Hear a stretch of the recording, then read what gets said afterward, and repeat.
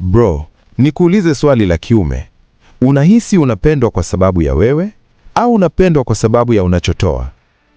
Kuna tofauti kubwa kati ya mwanamke anayekupenda na mwanamke anayependa lifestyle unayompa. Siri imefichuka.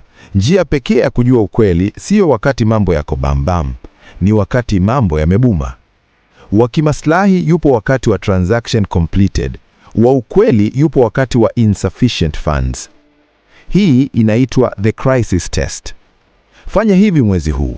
Hata kama una hela, mwambie mambo yamebana sana. Punguza matumizi kwa 50%. Sikiliza reaction yake.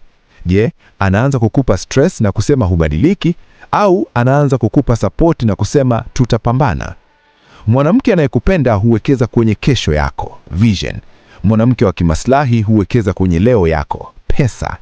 Wa kwanza ni partner, wa pili ni abiria, na abiria haisaidii dereva kununua mafuta. Usiwe sponsor kwenye maisha yako mwenyewe. Share hii video na mshikaji mmoja ambaye unahisi anapigwa mzinga kila siku na hajistukii. Mwokoe leo.